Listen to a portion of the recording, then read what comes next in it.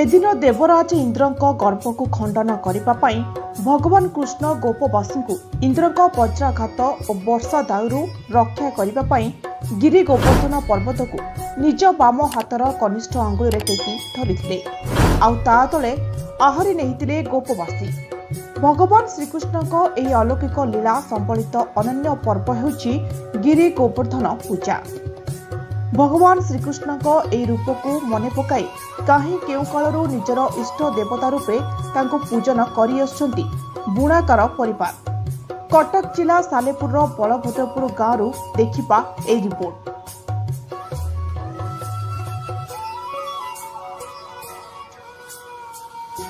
घंट घंट खोल संकीर्तन रे उछुली उठुची गाँ दांड। भगवान श्रीकृष्ण गिरी गोवर्धन बेसर दर्शन करुछंती गाँ लोके। भजन जलन रे मस्कुल सारा परिवेश। पिलाठू बुढ़ा समस्तक मुहरे उत्साह उद्दीपना। विगत 2 वर्ष कोरोना कटकणा पाई ए पूजा फिका पड़िथिला।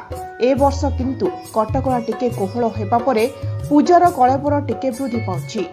200 रु ऊर्ध्व बुणाकर रहुतिबा ए गाँ रे बहु जगार एभली पूजा मंडप करा जाई पूजा करा जाउछि। एपटे घरे घरे तंत पूजा होइछि।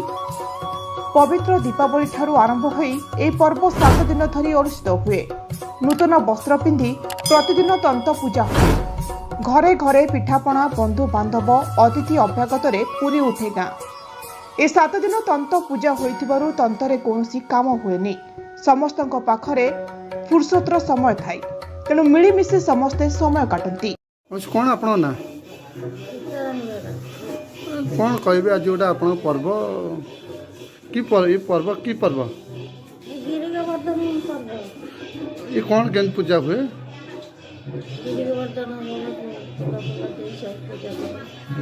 पिठापଣା करती बंधुबांधव खुशी आनंदर पर्व ये बहुत खुशी मार्ची रेडियो बजा बजा सब बाजुची बहुत खुशी मार्ची।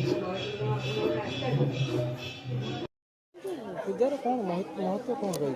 आज्ञा ये हूँ द्वापर जुगर कथा जितेबले प्रभु गिरी गोवर्धन टेकी धरी से समय पूजा ए अंचल हबार कारण हूँ से समय गौड़ीय माने पूजा करुले गोपाल माने पूजा करुले एमाने मध्य गोपाल थिले किंतु जितेबले आमर जाति प्रथा सृष्टि है एवं लुगा को एमाने बुणीवा पाथेय कर नहीं गले तेणु गोपाल मान ये अलग हो गले ये गौड़ीय तंती परवर्ती समय ये गौरा तंती रूप से नामित हेले। तेणु एमाने ठाकुरंकर जो गिरी गोवर्धन टेका पूजा को पाथेय कर आज तो बहुत भल लगुच। आमर प्रथम आरंभ हो दिवाली परठू 7 दिन पर्यंत पूजा हुए।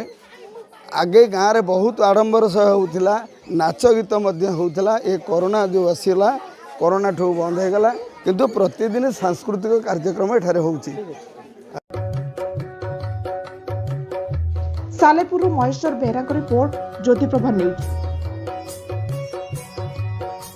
तोर दिल के जिए चुरे नेला नेला नेला नेला ई रोमियो पिला।